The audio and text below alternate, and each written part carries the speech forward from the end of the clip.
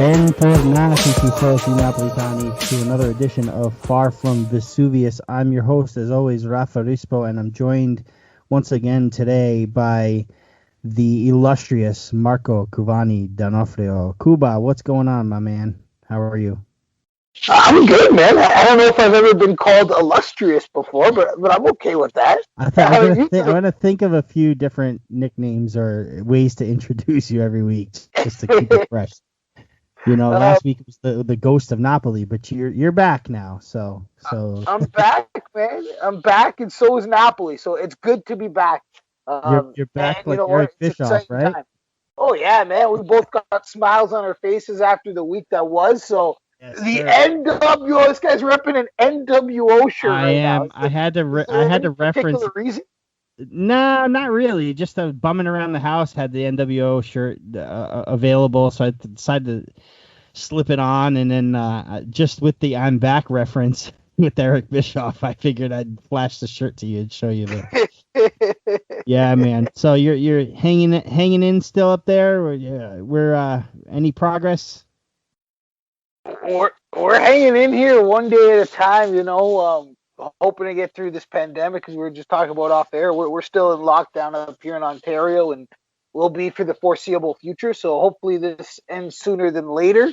But thankfully, during this lockdown, unlike a year ago, we have, you know, soccer to watch. We have Napoli to kind of entertain us and get our minds off of other things. So it is nice to be able to at least enjoy that, especially the way they've been playing. So I'm looking forward to chatting all about what's been going on with you, buddy. That's right. We're fortunate to watch Napoli, and we were pretty fortunate to watch them this past Monday as they take third place in the official standings right now. So Napoli beat Torino 2-0.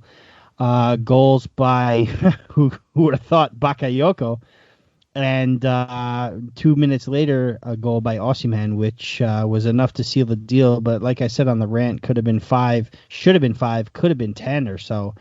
Napoli really kind of dominated that one, Marco. Do you want to touch on their performance overall? Yeah, I mean, what else can you say? They really did dominate, and it was a mentality test, because these are the games that you tend to worry about as a Napoli fan, truth be told. You know, an early Monday afternoon kickoff after a big win last midweek against Lazio, a team like Torino, who's at the bottom of the table, but they've been really doing well in recent weeks. These are the games where Napoli tend to drop points in. And the games that Napoli should get the job done in that they just don't. And it was big that Napoli not only got a big win, but they did it immediately. They scored 2 goals within the first 15 minutes, and they put it to bed, not really letting Torino into the game, which was huge, right? And you're right, we don't tend to see Bakayoko score very many, but when he does score, they are beautiful and they are meaningful. And it was an absolutely brilliant goal, so give it to him. And, I mean, what else can you say about Osimhen, though? He has just looked so good since he's been back healthy.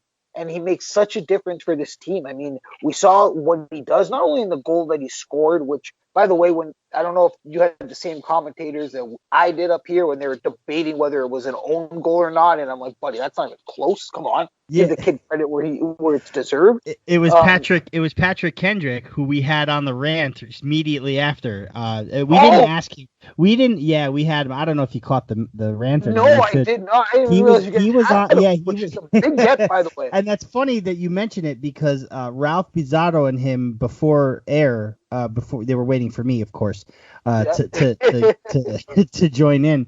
They were talking about that, and it's funny that you mentioned that, because we didn't really talk about that on the air, which was a missed opportunity, I think, with him. But yeah, you're right. I was in the car on the way, and I explained this on the rant too. I was in the car on the way home from work. I meant to leave work to be home to watch the whole game. So I, for some reason, thought the game was at 12:45. I get in the car at 12:30, and the game started. So I watched the 2 goals in the car.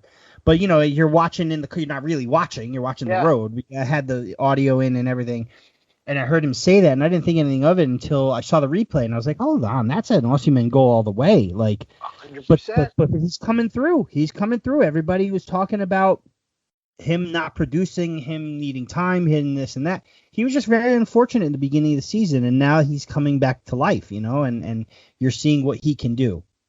Oh yeah, and the thing is, again, what he provides Napoli that they haven't had before, right? He's a pacey, tall striker that provides them a target in the box, and it's something different, right? Because you can still play him, you can still play like a Patania, you can still switch things up, but he gives you a different option, and he just looks so dangerous, and especially on Monday, he looked terrifying, or the defense looked terrified of him every time he came.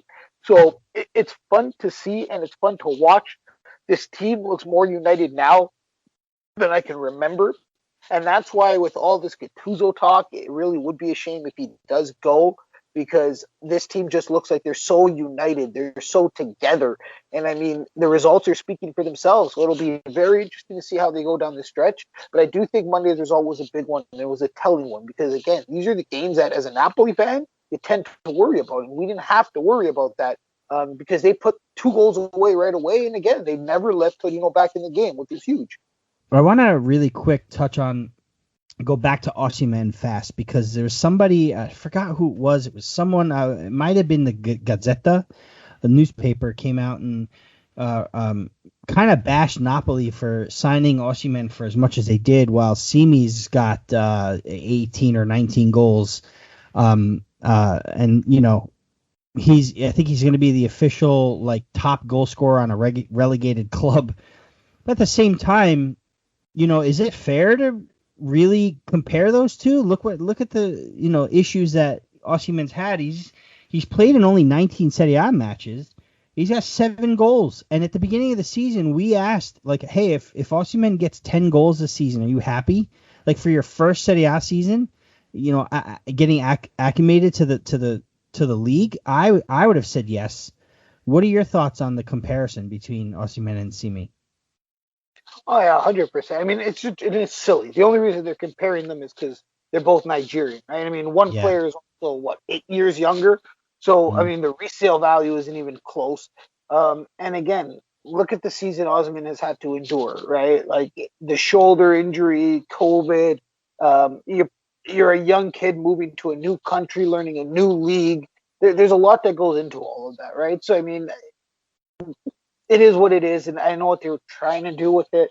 But especially after the performance that he gave on Monday, where all the papers were praising him and they were comparing him to, what was it, a cheetah or a gazelle, and how Yeah. he leaps like a sprinter, and how he's this and how he's that. Like, stuff like that doesn't concern me. It's typical, newspaper talk. And again, you got to sell papers, so they need Mm-hmm. stories to come up with. But at the end of the day, as a Napoli fan, when you look at this kid and you see what he's done when he's played, you can't help but be impressed, right? Mm-hmm. He's just so good. And again, when you see what Napoli has lacked in recent years in terms of being able to really take advantage of a physical presence in the box, and yeah, Milik was able to provide that at times, but he's far too inconsistent. And truth be told, he wasn't good enough to get in the starting lineup as often and as regular as Osimhen will once he is healthy, or once, now that he is healthy and now that Napoli can actually plan to play with him in their lineup. So I think there's a lot of factors that go into that, but I'm not concerned. And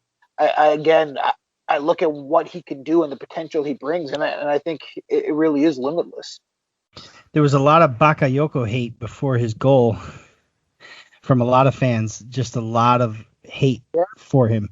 But he got his goal, and he actually really played well. So it begs me to ask you this question: do we keep Bakayoko? Do you think? What do you think? Do you think we keep him for the bench role? Obviously, won't get a starting role, I think, but see, because for me, he's done what's asked of him. He came on for Fabian, who took a rest. He started the match over him. Gattuso decided to rest Fabian, and he did his job, and he did his job well. Goal, played very well. What do you think? Do you think we keep him? Or we let him go? Well, see, and that's the frustrating thing with him is that he's just so inconsistent too, right? Like he shows flashes, and it's not even just a goal because we don't necessarily need him to score goals, right?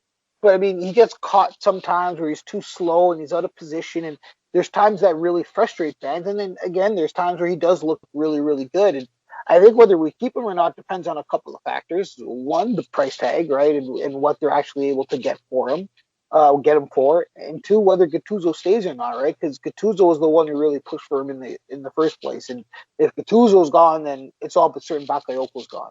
But the real shame would be, in all honesty, again, is you see how happy the team was when he scored. And it wasn't just a typical like somebody scored and everyone's happy. It was they jumped on him and celebrated Yeah, almost won a trophy or something. yeah. I was To just see gonna say the that. joy they had for him, right? And how much it meant that he was able to do that and how happy his teammates were for him. And I think that's more telling than anything, right? Because it shows you the kind of character he has and what he means to the team in that locker room that none of us are privy to. And it's those intangibles that sometimes go unspoken for and that we don't necessarily see. So again, I mean, if you could get him for the right price, I'd have no issues keeping him. As long as you have a coach that's going to play him and that's going to use him in the right system. Lastly, about this one, Medet for me really performed well. It was a good, solid performance from him. Some really good saves. I think that he's kind of growing into this starting role that's eventual. Um, what are your thoughts on him and where he stands with the club? Because, if he's not going to play next season, he's probably going to want to go. It would, I guess, depend on what Ospina's doing, but I think that he played really, really solid, and I think he played. It was sort of a statement game, in my opinion, for him. I think he came up with some really big saves, and kind of got us through it. Absolutely. And yes, it's Torino, but I do think a clean sheet was important as well, for his confidence and for everything else that goes along with it. And again, he is the future. He really is. Like, we can say what we want. I mean, and Ospina has his moments, and Ospina's been good for us and big for us at times as well. And I think Merritt's still learning a lot from Ospina, but at the same time, like, one goalie is, in their 30s and near the end of their career, and one goalie is just starting his career and has already accomplished quite a bit for such a young keeper. And I mean, again, he's already had some big moments for us, right? Like, let's not forget he helped us beat Juve in a penalty kick shootout to win a cup, to win a trophy, right? And I mean, Mm-hmm. granted, the last goalie that did that for us, it didn't really work out that well, and that young star Raphael had that 1 year. Um, but I think Merritt really does offer a lot more, and he really can be a future bright spot for this team. So it would be a shame that we lost him, or we would have to lose him because we're not offering him a starting spot to a goalie who, even if we did resign him after this year or whatnot, would only really be with us 1, 2, 3 years max, if that. So I think they really got to build around him with him in net. It's funny that you mentioned that because I have a Twitter follower by the name of Todd Cheek. That's his name. He's a big Napoli fan. Doesn't have a lot of followers, but he chimes in from time to time. And I tweeted Albiol's picture in a Napoli jersey because of his goal today for Villarreal. And he responded by saying, "I'll always love this guy and Pepe Reina." So,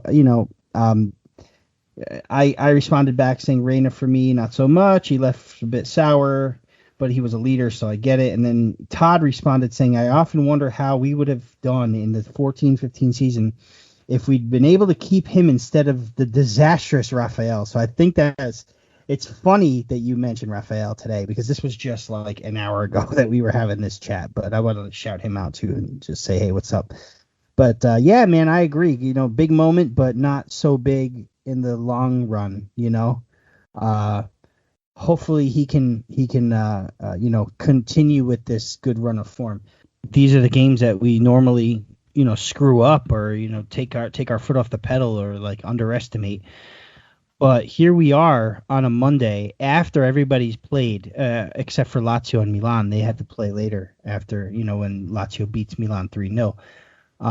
But the Atalanta and the Juventus teams, they ended up having their matches before on a Sunday, and so we're going in knowing, hey, we need to win this match because Juventus dropped points, Atalanta won, but those opportunities for us to, we had the opportunity to climb to third.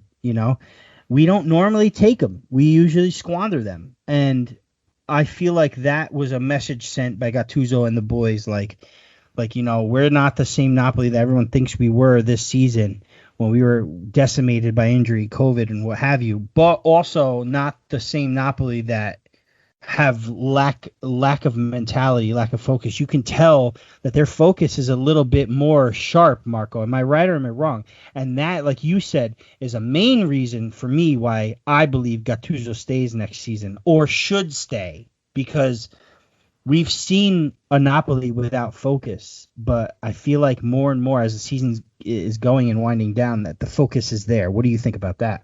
Oh, 100%. They seem more focused now than ever. And again, like, this is a team that's finally healthy, that's playing once a week, and even when they're playing twice a week, it's not every other week or every week, right? I mean, I think Napoli fell victim, in all honesty, to just a brutal schedule and a plethora of injuries. And that's what happened at the start of this year. And now you're seeing what can be done and the damage Napoli can actually do had they been only playing once a week, right? Like, everybody wants to talk about the Inter Scudetto run, and yes, what they've done, give them credit, dethroning Juve and all of that.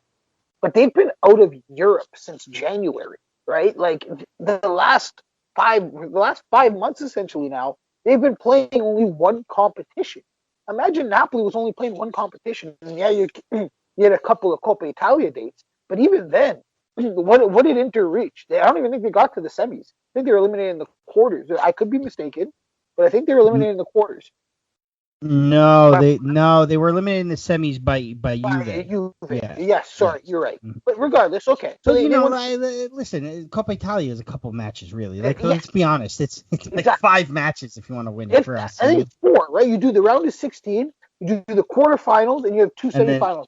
2 semifinal legs, and then the final's not till the end of the season. So, yeah.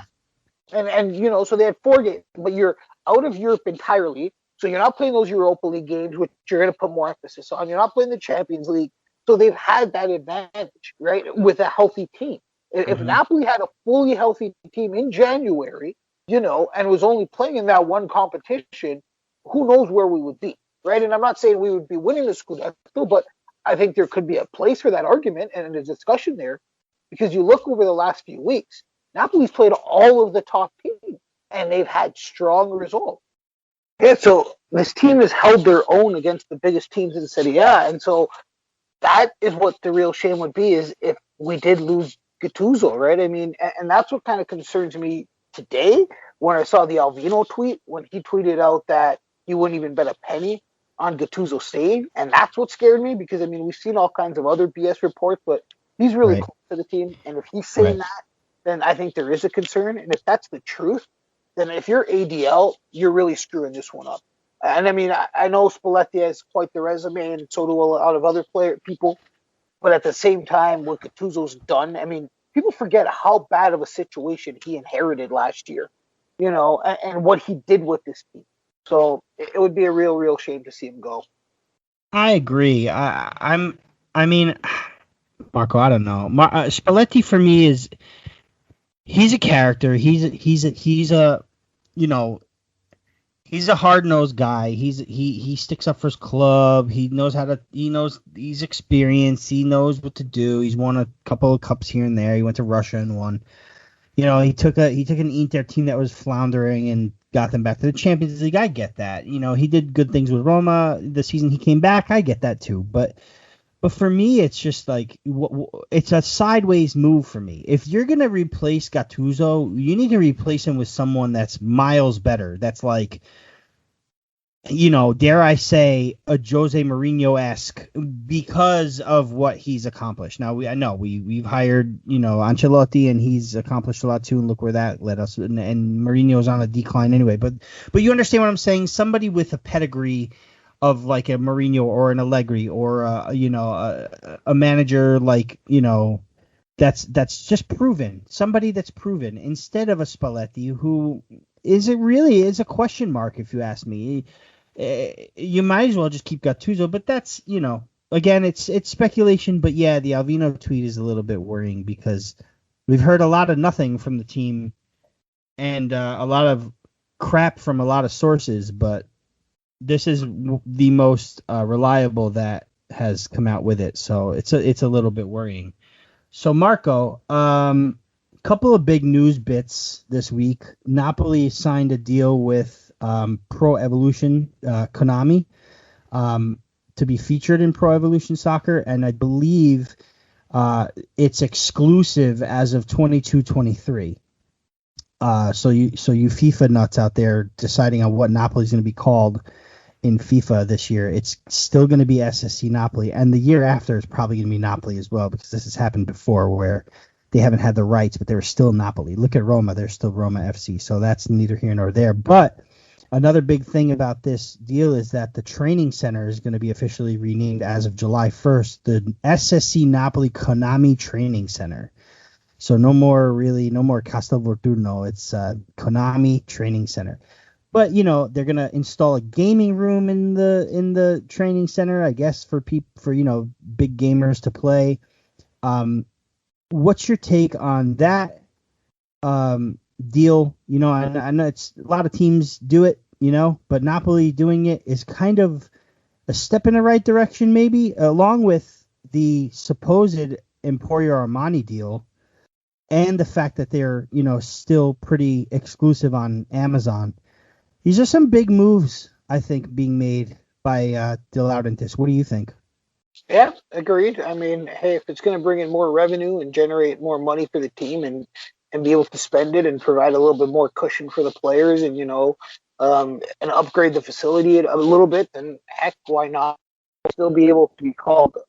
Sorry, can you hear me, Rafa?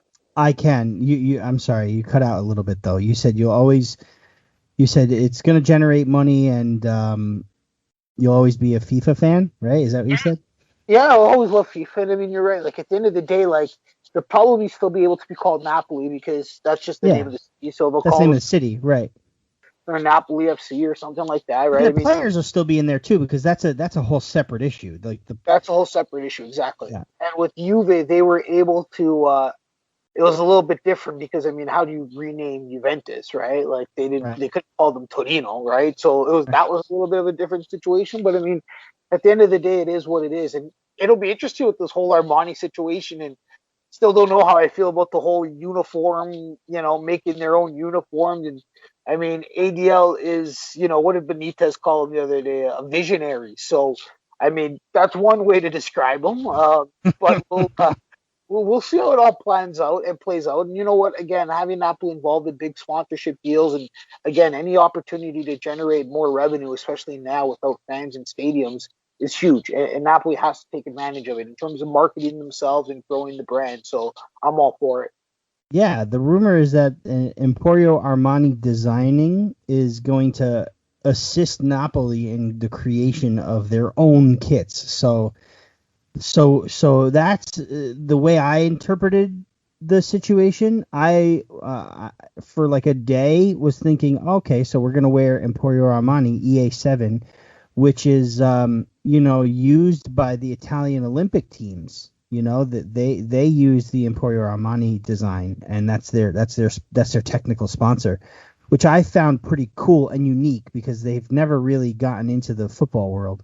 So I thought that was the deal, but then I reread it and saw that it might just be it's going to be an inspired design with assistance of Emporio Armani, but Napoli are going to be the in-house kit makers like Roma did in 2013-14, but they were sort of forced to do it. They had a row with Kappa. And Kappa pulled out prematurely of their deal in the final season, and it was too late for Nike, who were the incoming kit makers, to make their kits.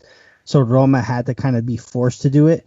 I'm trying to get somebody, one of the Roma correspondents, to help me figure out what their figures were, like, because I'm very intrigued to see us do our own kits and see how much more we'll make as far as revenue goes with our kits and with help from Amazon to distribute. I think it's a really bold move by De Laurentiis, but yeah, we'll see. We'll see what happens.